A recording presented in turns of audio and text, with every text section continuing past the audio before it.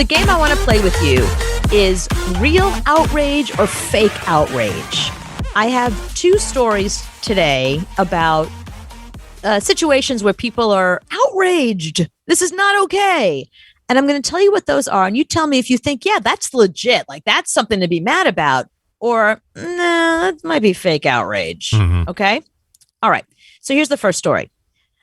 The bus system in London are those big red double-decker buses. You've seen those, right? Yep. Okay. So there's an ad campaign for a TV show called Naked Attraction, and it's really upsetting people. The ads are these big, giant signs on the side of the buses with arrows pointing to people in their seats. So you know how you can see people through the window? Mm-hmm. So they're pointing to people in their seats, and it's one of them says, loves naked attraction. Another one says, hates naked attraction. Another one says, loves being naked. So a woman in marketing named Tracy King called attention to these ads, and she tweeted a tweet that went viral. It has like ridiculous amounts of like thousands of retweets and comments and likes, and it's completely gone viral. Here's what she wrote. What the hell is this creepy bus ad? You can't just label non-consenting passengers like that. Does Channel 4 not know how many sexual assaults take place on buses?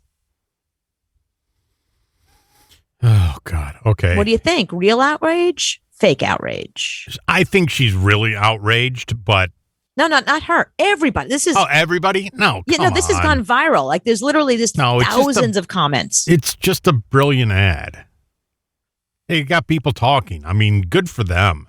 How many bus billboards nobody talks about? So this did a good job. They thought outside the box. So I love that. I think real outrage. Here's why. She makes a good point that they do have a problem with people being assaulted, sexually assaulted, women being sexually assaulted on buses. Mm-hmm. And it's one thing if you want to make a joke and the person consents to being the butt of the joke. But one of the big issues is the one that points to loves being naked is the top front of the bus where children tend to sit. And a mom was very upset because her kid sat there and somebody took a picture and there was her little like 8-year-old girl. 8-year-olds love to be naked, though. It said loves being naked. They love being naked. Kids love it. I know, but she did not consent to allow her child to be part of that ad campaign. And now her kid is part of the ad campaign.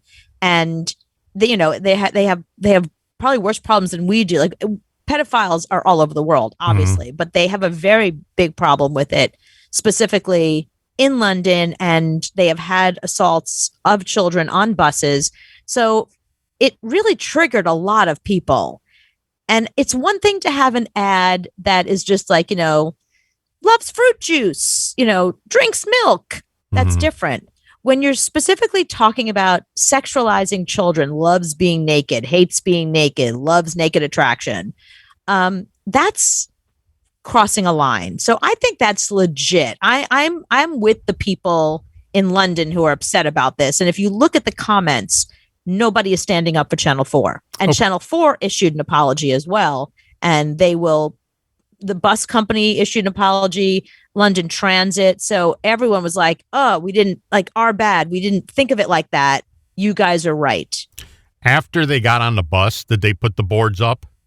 Or were the boards there when they got on the bus? Could you not see the advertisement when you got on the bus and said, maybe I don't want to sit in that seat because it says I love being naked? Well, here's the thing. So I don't know when the last time you were in London, but specifically where these buses are in London. So it's very crowded. And you just wait at a bus stop and the bus pulls up. You don't see the ads. All you see is the front door of the bus. And people just pile on, especially during rush hour. So even in New York, I couldn't even tell you what's on the side of a bus. And I ride buses here all the time. I don't stop and read the side of the bus and then get on the bus. I wait at the stop. The bus pulls up, the door opens, and I jump on. So I think most people just jump on a bus. They don't look back and look around. So there's really no way to see what's on the bus and then get on the bus. Well, I will never be in London, so I don't have to worry about that because I would yell at people with their stupid accents the whole time. Yeah, you probably would. You don't like that. Yeah. Okay, so that's story number one. Okay. Of that one. That one I think is real outrage. They're legit. It doesn't mean that this one is fake outrage. This one I'm really interested to see what you have to say. So, did you see this whole controversy with Sarah Paulson going on today? Don't know who that is. Okay. Do you watch American Horror Story? Yes. Okay. Sarah Paulson is one of the main actors on all the American Horror Stories. She was also Nurse Ratched in Ratched. You know, she has worked with Ryan Murphy and pretty much everything he's done. So he has the American Horror Story stuff, and he also has, you know who she is. He also has this series called American Crime Story, where she played Marcia Clark in the O.J. Simpson one, and she won an Emmy for that. Mm-hmm. So now Sarah Paulson she's been nominated 47 times for Emmys and Golden Globes. Ryan Murphy now has this series, American Crime Story, and like I said, she played Marcia Clark in the O.J. Simpson one. He's doing another one about the Bill Clinton impeachment, American Crime Story impeachment. And this is the Monica Lewinsky one. So Sarah Paulson is in it. She's playing Linda Tripp. Now, Sarah Paulson is probably about 110 pounds soaking wet. You know, she tried to put on weight for this role because Linda Tripp was about 170 pounds.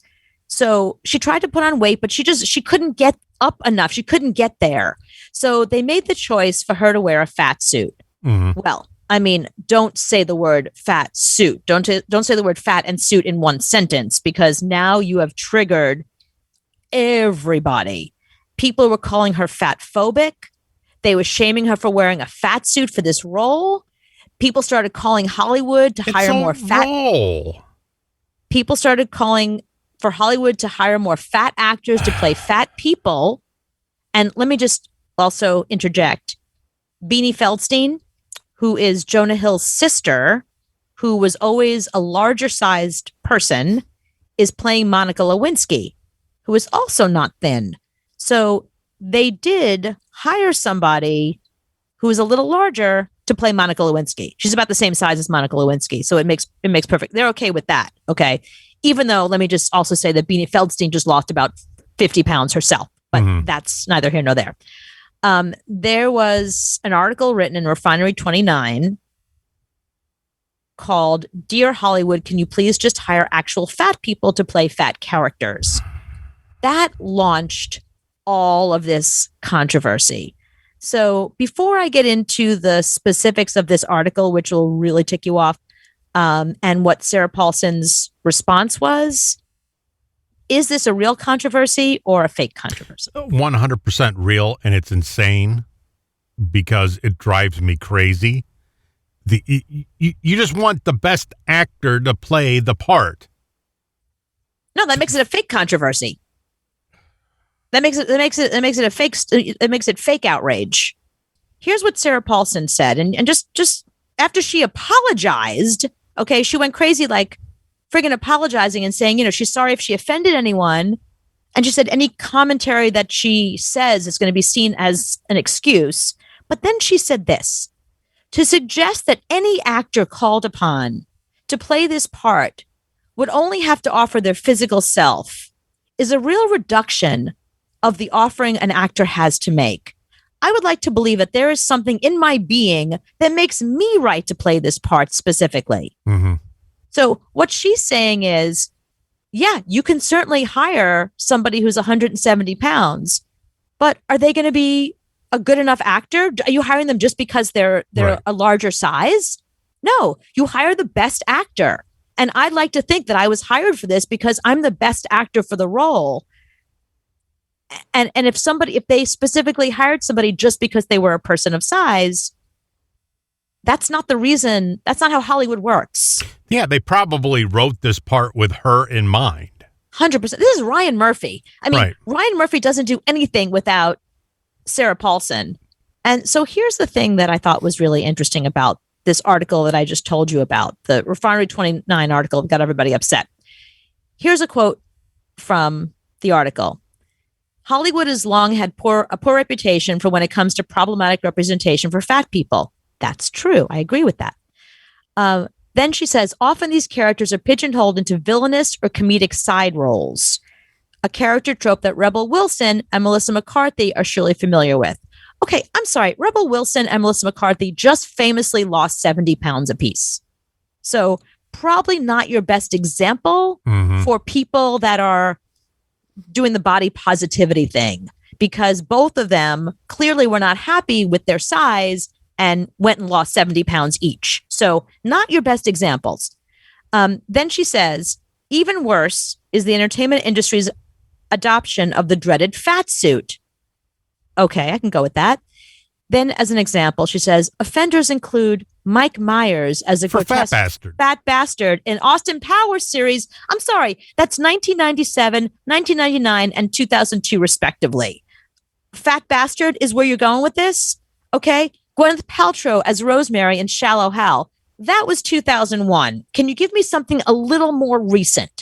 So then she goes with, and Chris Hemsworth as a version of Thor who, quote, let himself go. That was part of the plot of this movie. Exactly. If that's the best you can do as your example for more current 2019, which is when Avengers Endgame was, you cannot use fat bastard and Shallow Hal as your example of the fat suits, because I think Hollywood has learned their lesson and no longer uses fat suits. And how about this? You ever hear of Lena Dunham? She was in a little show for HBO called Girls. It ran for 6 seasons. It won tons of Emmys and Golden Globes.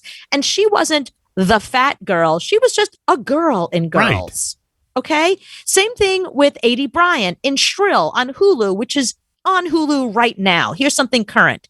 She is not playing the fat girl in Shrill. She's just playing the lead. Okay. She's not the comedic relief. She's a real actor. Chrissy Metz in This Is Us. She's not playing the fat sister. She's just the sister. She's just playing the sister. So if you're going to make an argument for how Hollywood has not embraced women of size, maybe just give me some examples that are more current and not from 1997. That's all I'm asking.